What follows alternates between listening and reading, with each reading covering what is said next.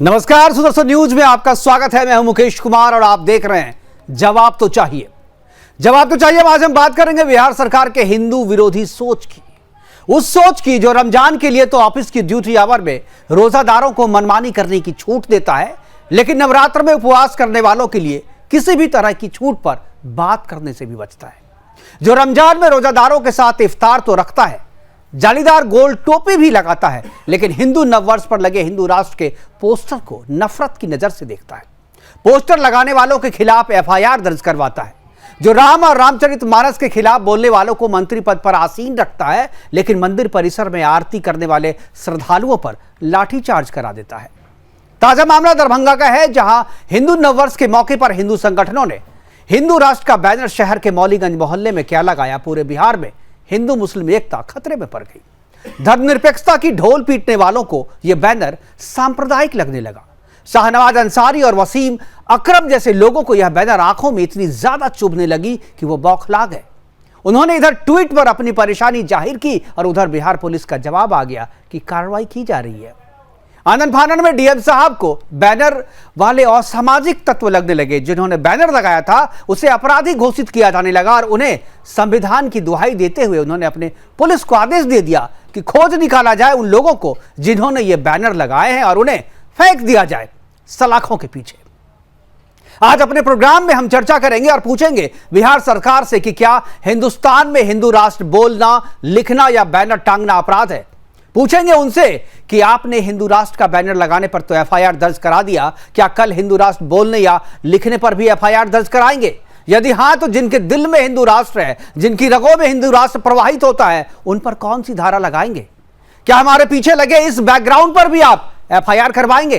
क्योंकि इस बैकग्राउंड में लगा है हिंदू राष्ट्र का बैनर और बिहार के हर घर में यह बैनर देखा जा रहा है। करेंगे चर्चा, और चर्चा के लिए हमारे साथ कुछ मेहमान हैं। उनसे हम कुछ सवाल भी पूछेंगे, उनसे जवाब भी लेंगे, लेकिन यह पूरा सवाल जो है बिहार सरकार पे है। बिहार सरकार को जवाब देना चाहिए कि क्या हिंदू राष्ट्र लिखना मना है। करेंगे चर्चा, लेकिन पहले देखते हैं एक रिपोर्ट के बाद मेहमानों से परिचय कराएंगे और चर्चा की शुरुआत करेंगे।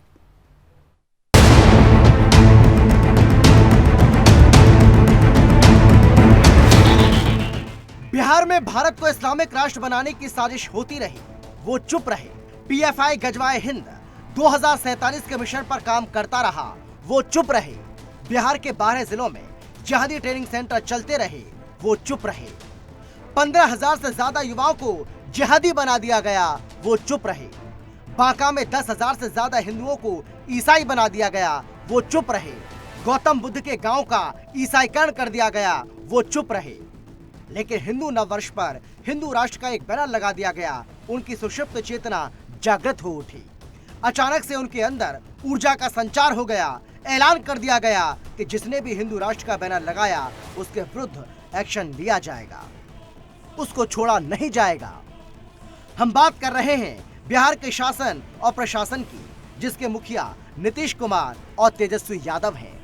22 मार्च को देश भर में हिंदू नववर्ष की धूम थी।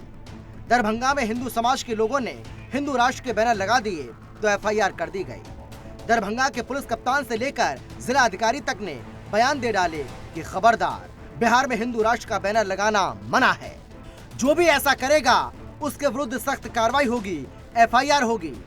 बिहार के शासन और प्रशासन की दाद देनी होगी। पीएफआई के इस्लामिक राष्ट्र बनाने के मंसूबों पर ये कुछ नहीं कर सके। एनआईए के एक्शन को लेकर इस जिहादी सोच को मिट्टी में मिलाना पड़ा, लेकिन बिहार पुलिस को हिंदू राष्ट्र का एक बैनर तक बर्दाश्त नहीं हुआ।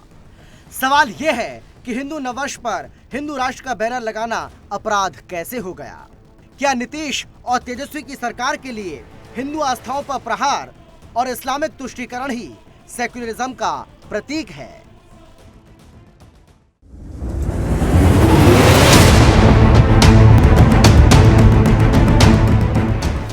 बिहार में हिंदू राष्ट्र का बैनर लगाना भी अपराध है और अगर आपने हिंदू राष्ट्र का बैनर लगाया तो जेल जाने के लिए तैयार रहे। करेंगे चर्चा की शुरुआत मृत्युंजय झा, प्रवक्ता बीजेपी की तरफ से, और आजाद गांधी महासचिव हैं आरजेडी के, मयंक सिन्हा नेता जेडीयू, और अनिल कुमार गर्ग पॉलिटिकल एनालिस्ट के रूप में हमारे साथ हैं। और चर्चा की शुरुआत में आजाद गांधी जी से करना चाहूंगा, जो कि महासचिव हैं आरजेडी के।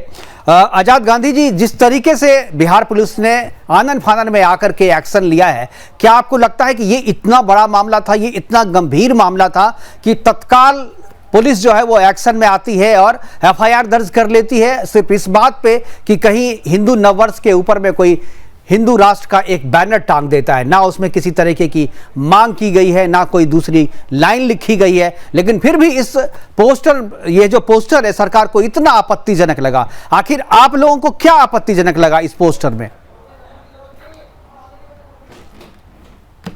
आजाद जी ने एक सही सवाल उठाया है कि लोगों ने, आजाद जी की आवाज जरा बढ़ाइए, आवाज नहीं आ रही है। भारतीय जनता पार्टी के लोग एक साजिश के तहत इस बिहार को शांत होना नहीं चाहता कि बिहार शांति तरीके से जिए, हिंदुस्तान में शांति व्यवस्था कायम रहे।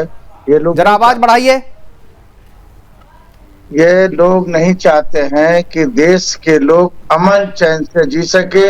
ये लोग नहीं चाहते हैं कि बिहार के लोग अमन चैन से जी सके। आप भी एक विद्वान साथी हैं एंकर साहब।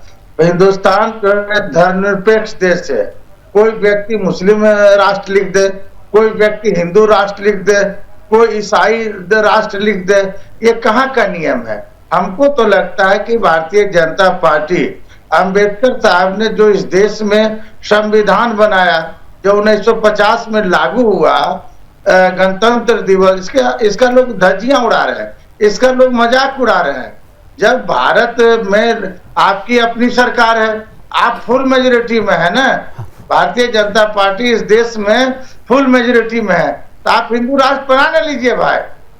आप एक तरफ जनता को गुमराह करने के लिए हिंदू राष्ट्र की बात करते हैं, दूसरी तरफ मौलाना बुखारी के लड़के को भाजपा में ज्वाइन करते हैं, चारों तरफ जो है ये आपके जो आजाद जी, एक चीज आपने कहा कि संविधान के हिसाब से चलना चाहिए। हिंदू राष्ट्र कोई लिख देता है तो आपत्ति है, मुस्लिम राष्ट्र भी कोई लिख देगा। मुस्लिम राष्ट्र तो बना दिया गया, उसके बाद जो बचा हुआ पार्ट भारत है वो तो हिंदू राष्ट्र ही है। और आप भी हिंदुस्तान लिखने में तो कोई आपको परहेज नहीं है, हिंदुस्तान तो है ना, ये हिंदुस्तान लिखने में हिंदुस्तान तो है, इंडिया तो हिंदुस्तान लिखने में कोई परहेज नहीं है। नहीं, मैं आपसे पूछ रहा हूँ, प्लीज मेरी बात सुन लीजिए। हिंदुस्तान लिखने में कोई परहेज नहीं है, यहाँ कोई दिक्कत नहीं। तो हिंदुस्तान और हिंदू राष्ट्र, इन दोनों में फर्क क्या है, ये बताइए जरा। हाँ देखिए, हिंदुस्तान एक हिंदुस्तान का नाम हुआ।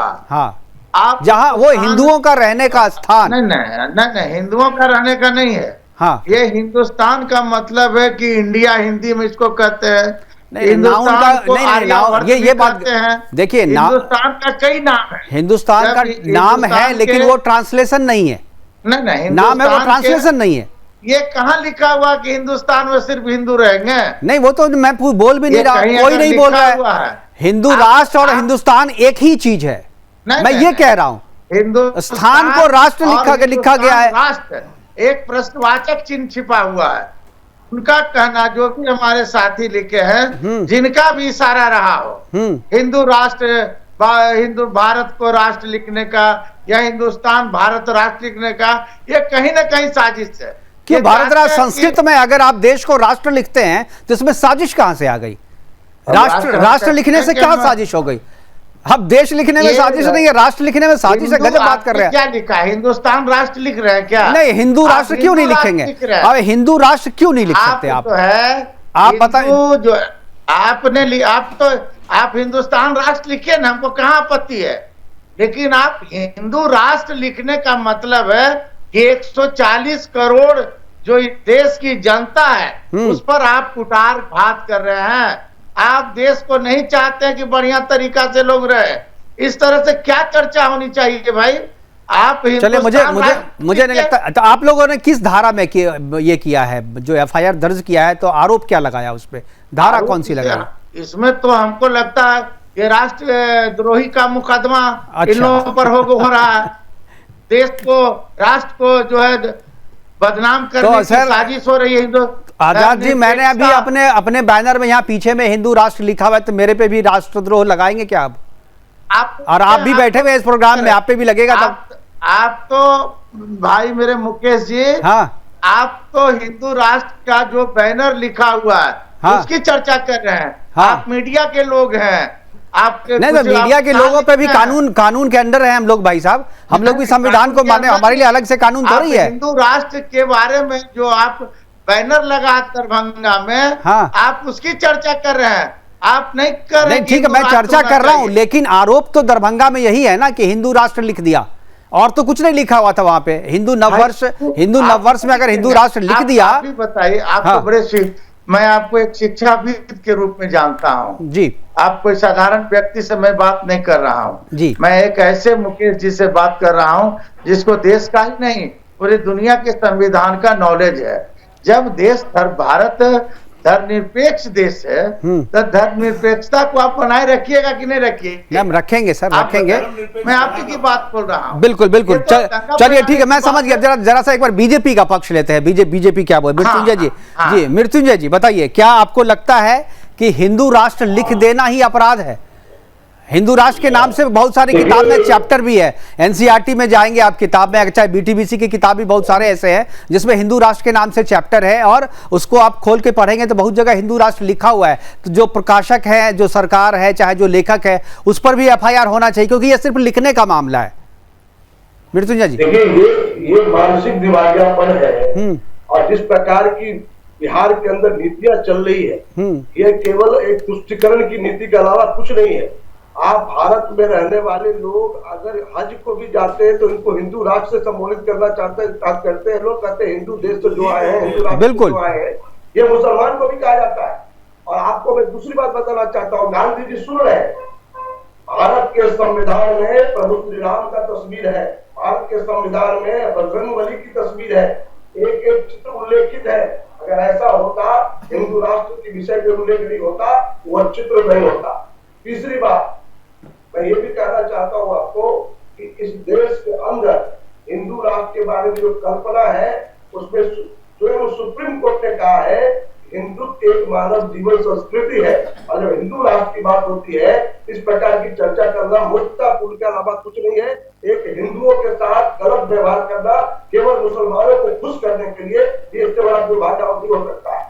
बिल्कुल बिल्कुल सही कहा आपने, केवल एक वर्ग को, मुसलमान को खुश करने मात्र के लिए आप हिंदू राष्ट्र के बैनर पे या बैनर टांगने वाले पे अगर केस करते हैं तो इससे ज़्यादा दुर्भाग्यपूर्ण जो है वो कुछ नहीं हो सकता है। मयंक सिन्हा जी हमारे साथ हैं, जेडीयू के नेता हैं और प्रखर प्रवक्ता है, और बड़ी अच्छी समझ रखता है इस तरीके के मामले पे। मयंक जी, आप क्या कहेंगे? कि आपको भी लगता है कि ये सही है मामला? डीएम साहब ने जो कहा कि भाई असामाजिक तत्व है लिखने वाले, और उन पर संवैधानिक कार्रवाई की जाए। संविधान तो कहीं कार्रवाई की बात करता ही नहीं है, तो किस संविधान के हिसाब से कार्रवाई आप लोगों ने किया? आईपीसी की कौन सी धारा लगाई? किस चीज का उल्लंघन कर दिया? और अगर मान लीजिए, मेरा सवाल यह भी है कि अगर आपके बच्चे से किसी एग्जाम में पूछ दिया जाए कि हिंदू राष्ट्र पे एक लेख लिखिए, मयंक जी की आवाज नहीं आ रही है। मयंक जी की आवाज मिल रही है मेरी आपको? हाँ, मिल रही जी। तो क्या अगर आपके बच्चे से हिंदू राष्ट्र पे लेख लिखने को कहा जाए तो सवाल पूछने वाले को भी जेल भेजा जाएगा आपके राज्य में? देखिए, अनुच्छेद 15 जो है क्या कहता है? हाँ बताइए। कि भारतीय अनुच्छेद 15 कहता है कि नस्ल, जन्म स्थान, भेदभाव, लिंग, जाति के आधार पर इसको जो है कि आप भेदभाव नहीं कर सकते हैं, और उसको आप रोक नहीं सकते हैं, ठीक है। और अनुच्छेद 14 के सामान्य सिद्धांत को संरक्षित आधारों पर जो है कि स्थिति समानता किए गए वर्गों पर रोक लगाकर लागू करता है। अब अनुच्छेद 19 जो है वो क्या कहता है कि इसके आधार पर राज्य अभिव्यक्ति की स्वतंत्रता पर उचित प्रतिबंध लगाने का अधिकार रखता है यदि युक्त निर्बंधनों की घोषणा निम्नलिखित है: भारत की सुरक्षा एवं संप्रभुता, मानहानि, विदेशी राज्यों के साथ मैत्रीपूर्ण संबंध, सार्वजनिक व्यवस्था पर शिष्टाचार या सदाचार। आप गलत दिशा में जा रहे हैं मयंक जी, मैं गलत दिशा में जा रहे हैं आप ये जो है अभिव्यक्ति की स्वतंत्रता का तो मामला ही नहीं है। जिसने अभिव्यक्ति की स्वतंत्रता दिखाने की कोशिश की है, आप तो उसे भीतर कर रहे हो, आप तो उसे जेल में डाल रहे हो। तो आप उधर से बोल रहे हो या इधर से बोल रहे हो, पहले ये तय कर लो। मैं आपको बताते रहा हूं, मैं आपको बता दे रहा हूं कि जो ये बैनर पोस्टर लगाया गया है वो एक सार्वजनिक स्थल पर लगाया गया है। बिल्कुल लगाया गया। इससे इससे धार्मिक भावना को, आप किसी के धार्मिक भावना को आघात नहीं कर सकते हैं। तो हिंदू राष्ट्र में कौन सी धार्मिक भावना है? देखिए, अभी हिंदू राष्ट्र जो है ये तो घोषित नहीं है। नहीं, धार्मिक भावना बताइए ना। हिंदू राष्ट्र बोलने, हिंदुस्तान बोलने से किसी की धार्मिक भावना नहीं होती है आहत, और हिंदू राष्ट्र बोलने से आहत हो जाती है। मुझे वैसे व्यक्ति को देखना है, एक बार जरा मुझे दिखाइए, बताइए नाम उसका। हिंदुस्तान उन्होंने कहाँ लिखा है? क्या उन्होंने हिंदू राष्ट्र लिखा है? नहीं, मतलब हिंदुस्तान का तो अखबार भी होता है ना। हिंदुस्तान अखबार रोज आपके घर में फेंक के चला जाता है, तो किसी की धार्मिक भावना तो नहीं आहत होती है। द हिंदू अखबार है, वो भी आपके बिहार में बहुत होता है, उससे किसी की धार्मिक भावना आहत नहीं होती है। द हिंदू है ना न्यूज़पेपर, तो उसमें भी तो हिंदू लिखा हुआ है ना, तो किसकी धार्मिक भावना आहत हो रही है? तो हिंदू के साथ राष्ट्र लगा दिए तो किसकी भावना हो गई आहत भाई? देश जो है वो संवैधानिक। तो भाई, तो संविधान कहाँ कहता है कि संविधान की किस आर्टिकल में लिखा हुआ है कि हिंदू राष्ट्र नहीं लिख सकते आप? मैं तो आपको बोल तो दिया 14 और 15। 14-15 हम भी जानते हैं। 14-15 बोलता है कि आप किसी के आधार पे 14 और 15 में ये चीज नहीं है भाई साहब। आर्टिकल 19 भाई साहब 12 से लेकर 36 तक फंडामेंटल राइट है संविधान की। 12 से लेकर के 36 तक जाएंगे ना, तो वो फंडामेंटल राइट्स है, उस राइट्स की बात आप कर रहे हो। इसमें कहीं भी हिंदू राष्ट्र का जिक्र नहीं है, ना ही क्या कर सकते हो वो भी नहीं जिक्र है। आप जो कह रहे हो 14 में जो कहा गया है कास्ट, सेक्स, रिलीजन, जात पात के आधार पर कोई भेदभाव आप नहीं करेंगे, वो तो प्रेमबल में भी लिखा हुआ है। वो आपकी प्रस्तावना है आपके संविधान का। आप अपने पक्ष को रखने के लिए हाँ, किसी दूसरे व्यक्ति को आघात नहीं ना पहुंचाएंगे। और ये शांति किसको आघात पहुंच रहा भाई साहब? किसको पहुंच रहा है इससे? आप पब्लिक प्लेस पे इस तरह का बैनर टांग के क्या करना चाह रहे हैं? तो कल से आप हिंदुस्तान अखबार बंद करवा दीजिए भाई। कल अगर कोई कहे कि भाई हिंदुस्तान लिखा हुआ अखबार जो है मेरी भावना को आहत पहुंचा रहा है, द हिंदू अखबार जो हमारे घर में रोज रोज फेंक के जाता है, मैं बड़ा आहत होता हूं इससे, तो भाई इसको अखबार का नाम भी चेंज करवाइए आप। देखिए मैं आपको बता रहा हूं कि देश जो है वो संविधान से चलता है, और माननीय ये आप बताइए क्या भाई साहब, सबको पता है संविधान से चलता है। प्रायोरिटी है कि राज्य में शांति और सद्भाव कायम हो। अभी आपको रमजान भी चल रहा है और नवरात्रि भी चल रहा है। इस प्रकार का आप सार्वजनिक बैनर टांग कर किसी आप दूसरे समुदाय को टारगेट करने का आप जो बीजेपी षड्यंत्र कर रही है, ये सब कामयाब नहीं होगा।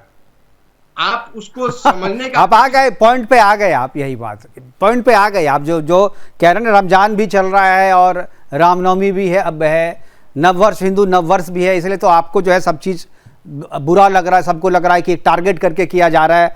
चलिए मैं समझ गया, मैं तो समझ रहा था कि ये सारी चीज़ें आप नहीं कहेंगे, लेकिन आपने कह दिया। हमारे साथ अनिल जी हैं, अनिल गर्ग जी हैं, अच्छी तरह समझते हैं इन सब चीज़ों को और एक्सप्लेन है। मुकेश जी, अच्छा ठीक है, अभी मैं आवाज़ ठीक करवाता हूँ। एक बार जरा सा आवाज़ ठीक कराइए, आज़ाद जी को आवाज़ नहीं आ रही है। तब तक अनिल जी के पास जाते हैं। अनिल जी, क्या आपको लगता है ये जो तीनों मेहमानों को आपने सुना, जो आर्गूमेंट दे रहे हैं और जो बात कह रहे हैं, आप कन्विंस्ड हैं? क्या आपको लगता है कि सही कहा जा रहा है? देखिए, इन्होंने बहुत सारी चीज़ों को मिक्स कर दिया है। संविधान की बात की है, आस्था की बात की है, राजनीति की बात की है। मुझे थोड़ा सा समय दीजिएगा, एक एक करके बात पे आते हैं। जहाँ तक संविधान का सवाल है, संविधान में बहुत सारी चीज़ें लिखी हुई हैं। 14-15 आर्टिकल की बात करें, 29-30 को भूल गए। जब आप कहते हो कि लिंग पे, जाति पे, धर्म के हिसाब पे भेदभाव नहीं होगा, तो फिर माइनॉरिटी कमीशन बनना ही नहीं चाहिए था। कि माइनॉरिटी कमीशन बनने का मतलब ये है कि धर्म के आधार पर बना है। जब रिजर्वेशन होना नहीं चाहिए था, वो जाति के आधार पर बना है। तो आपने बहुत सारी चीज़ें मिक्स करके एक दूसरे को यूज करेंगे तो चलेगा नहीं, आपको संदर्भ जरूर देखने पड़ेंगे। दूसरी बात, आप जो बात कर रहे थे कि ये हिंदू राष्ट्र लिख दे तो अपराध क्या हुआ। हम लोग हिंदू हैं, हिंदू राष्ट्र है, इसमें कोई शक ही नहीं। सबसे पहले सऊदी अरब जाइए ना, जो हज करने वाले लोगों इनको हिंदू कह के क्यों पुकारा जाता है? आप वहाँ जाके उन पे FIR दर्ज कराइए कि हम तो मुसलमान हैं, हमारे को आप हिंदू क्यों कहते हैं? है किसी में हिम्मत, है किसी में ताकत? जो हज करने वाले हमारे मुसलमान भाई जाते हैं वहाँ पे अपोज करे कि भैया हमें हिंदू मत कहिए। पाकिस्तान, श्रीलंका, बांग्लादेश, हिंदुस्तान, इनसे जाने वाला हर व्यक्ति को हिंदू समझा जाता है और हिंदू हज करने आए ऐसा माना जाता है। बात आपकी बात करें, मैं राजनीति की बात करूंगा। 1947 के देश आज़ाद होने के तुरंत बाद ही अपीजमेंट की राजनीति आ गई। आप देखिए, धर्म के आधार पर हमारे देश का विभाजन हुआ। मुस्लिम राष्ट्र एक हुआ तो इसको कायदे से तो उसी को हिंदू राष्ट्र घोषित होना चाहिए था। क्या कारण थे कि जवाहरलाल नेहरू ने जो हिंदुओं के प्रतिनिधि बन के टेबल पर बैठे थे साइन करने के लिए, उन्होंने क्यों नहीं किया? पहला सवाल यहाँ से शुरू होता है। फिर उन्होंने जब देखा कि हिंदू इससे नाराज हो गए, इतने 10 लाख से ज़्यादा हिंदू मारे गए, वहाँ से लोग विस्थापित होकर आए, तो एक बड़ा देश में उनके खिलाफ माहौल बना, तो वहीं से उन्होंने अपीजमेंट की राजनीति शुरू की। SC ST को लिया साथ में रिजर्वेशन के नाम पे, और साथ में माइनॉरिटी को अपने तरफ अपीजमेंट के कारण रखा, और इनको लगा कि हम अभी इससे साथ सरकार चलाते आएंगे। और ये फार्मूला चला साहब, ये फार्मूला अगले 30 साल तक 35 साल तक ये फार्मूला हिट हुआ। जब ये फार्मूला 1984 के बाद जब राम मंदिर की बात आई और बीजेपी ने, जनसंघ ने खत्म होकर जब बीजेपी बनी, उसने एक सीधा स्टैंड लिया, जिसके कारण शुरू में उसको बहुत नुकसान हुआ, लेकिन धीरे धीरे लोगों को समझ में आ गया कि भारतीय जनता पार्टी कम से कम अपनी मंशा साफ रखती है, जो कहना चाहती है, जो करना चाहती है, वो छुपा के नहीं कर रही, सीधे सीधे कर रही है।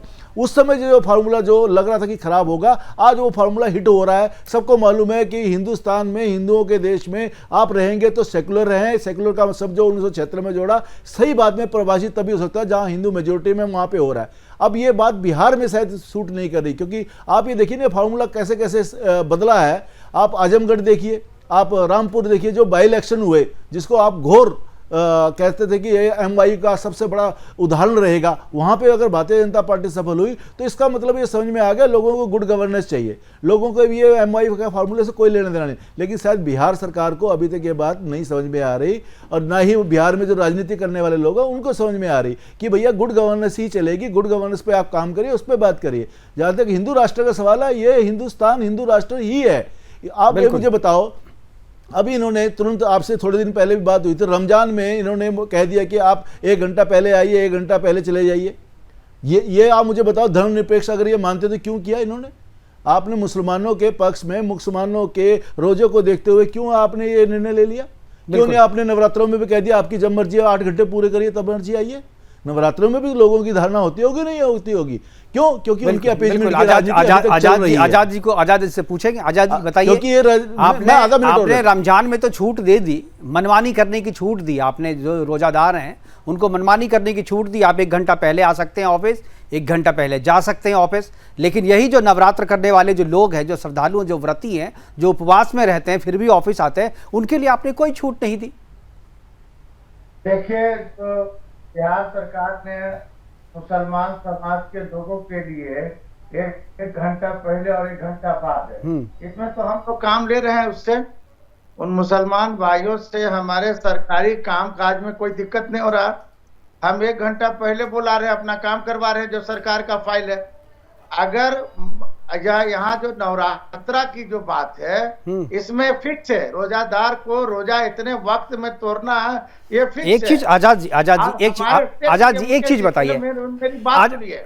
ठीक, जब आप स्पष्ट कर रहे तो कुछ समझ, हम ठीक है, हाँ, और इसमें इनको पूरी करें, इनको बात पूरा करें। नवरात्रा में रोजा तोड़ने के लिए एक खजूर भी काफी है, वो ऑफिस में भी खा सकते हैं। आजाद जी, मुझे एक सवाल का जवाब दीजिए, रोजा तोड़ने के लिए एक खजूर भी काफी है, वो तो आप जेब में रख के ले जा सकते हैं, जैसे आप लंच बॉक्स ले जाते हैं, और वहां पे भी आप रोजा तोड़ सकते हैं। इसके लिए आपको छुट्टी देने की क्या जरूरत थी? अरे भाई, वहां रोजा तोड़ने के लिए पहले नमाज अदा किया जाता है, कई प्रक्रिया मुसलमान भाइयों का है। आप दोबारा चेक कर लीजिए, नमाज का अदा करना कोई जरूरी नहीं। मैं आपको सैकड़ों उदाहरण दूंगा। नहीं, चलो ठीक है, मैं उस पर नहीं जाता। नहीं, ठीक है, आप नमाज पढ़िए, आप नमाज पढ़िए तब रोजा तोड़िए, मुझे उससे कोई आपत्ति नहीं है। अगर मेरा सवाल तोड़ेंगे, जब मंदिर जाएंगे फिर क्या करेंगे आप? नहीं, सरकार कर रही है, सरकार चाहती है कि बिहार में इस प्रकार का स्थिति पैदा हो। अब आप मृत्युंजय भाई, ये तो सिद्धांतिक बात होनी चाहिए। सिद्धांतिक बात ये है कि अगर आप वाकई में चाहते हैं, अगर इस देश को आप बुड़बक बनाना नहीं चाहते हिंदुस्तान के जनता को, तो आप फुल मेजोरिटी में है, आप करके देखिए नहीं हिंदू राष्ट्र। नहीं, ठीक है, आप फुल मेजोरिटी में, आप बिहार में फुल मेजोरिटी में, तो आप कर रहे हैं ना। नहीं, आजाद जी, मेरा एक सवाल है, आजाद जी, मेरा एक सवाल है, इसका बहुत सिंपल सवाल है मेरा। आप कह रहे हैं कि भाई 1 घंटा पहले आकर के काम तो कर रहा है ना, वो मुसलमान भाई आपके काम कर रहा है। मैं कह रहा हूं कि किसी को 1 घंटा आप जो पहले बुलाते हैं, तो क्या वो अकेले आता है? उसके लिए ऑफिस खोलने वाला आता होगा, उसको असिस्ट करने वाले लोग आते हैं, कि उसके ऑफिस में और भी लोग आते होंगे। उसको 1 घंटा पहले बुलाने के लिए पूरा सिस्टम चेंज करना पड़ता है आपको। कोई एक आदमी अकेले आकर के काम करके नहीं चला जाएगा वहां पे। ये सिस्टम है पूरा, और पूरे सिस्टम को आना पड़ता है उस 1 घंटे की छूट के लिए। पूरे आपको रोस्टर चेंज करना पड़ता है, अटेंडेंस सिस्टम को चेंज करना पड़ता है। वो आपने किया, लेकिन यही चीज आप अगर नवरात्रे के उपवास करने वाले श्रद्धालुओं के लिए भी करते तो मानते हम कि आप धर्मनिरपेक्ष है, वरना हम कहेंगे कि आप सांप्रदायिक हो। आप एक धर्म विशेष के लिए काम करते हो और बहुसंख्यक हिंदुओं के खिलाफ काम करते हो। और आप ये हिंदू राष्ट्र के बैनर लगाने से जो आपको आपत्ति है, ये आपकी आपत्ति नहीं है, ये आपको वोट के लिए आप आपत्ति कर रहे हो। क्योंकि दिल से मैं आपको भी हिंदू ही मानता हूं, क्योंकि मुझे पता है कि आप घर में पूजा करते होंगे। 1 minute Mukesh ji, Bharatiya Janata party full majority में है कि नहीं? अरे भाई, एक ही बात कितनी बार करेंगे? मैं कोई सरकार का प्रतिनिधि नहीं हूं, मैं सरकार का प्रतिनिधि नहीं हूं, मैं आम जनता की तरह आपसे बात कर रहा हूं। मैं सरकार का प्रतिनिधि नहीं हूं। बागेश्वर जी को आगे कर रहे हैं, हिंदू राष्ट्र की मांग उधर से कर रहे हैं। जब इस देश में सेकुलर भाई, हिंदू राष्ट्र की मांग तो हर हिंदू कर रहा है, हर सनातनी कर रहा है, हम भी कर रहे हैं, आप भी दिल से कर रहे होंगे, दिल से तो आप भी कर रहे होंगे, लेकिन आप जो है बोल नहीं सकते, आपकी कुछ राजनीतिक मजबूरियां हैं, इसके कारण आप हमारे सामने बोल नहीं सकते। लेकिन मुझे पता है कि अगर मैं अकेले में बात करूं तो आप भी हमारा समर्थन करेंगे। फिलहाल अभी के लिए हमारे साथ जुड़ने के लिए आपका, मृत्युंजय जी आपका, आजाद जी आपका, मयंक जी आपका और अनिल जी आपका बहुत बहुत धन्यवाद। बार बार समय अभी इजाजत नहीं दे रहा है प्रोग्राम को आगे बढ़ाने के लिए, वाइंड अप करने का इशारा हो रहा है। सभी मेहमान जो हमारे साथ जुड़े, सभी का बहुत बहुत धन्यवाद, हमारे साथ जुड़े और अपनी बात आपने साझा की। लेकिन बिहार में जिस तरीके से हिंदू राष्ट्र के बैनर को लेकर के आपत्ति जताई गई है, बैनर टांगने वालों के खिलाफ एफआईआर दर्ज किया गया, ये कहीं से भी जायज नहीं है, कहीं से भी ये एक्सेप्टेबल नहीं है, इसको स्वीकार नहीं किया जा सकता। क्योंकि हिंदू राष्ट्र, आप बैनर तो हटा सकते हैं, लेकिन जो हमारी रगों में, हमारे दिल में जो हिंदू राष्ट्र छिपा है, उस पर आप कौन सी धारा लगाओगे? फिलहाल अभी के लिए इतना ही, दीजिए इजाजत, नमस्कार।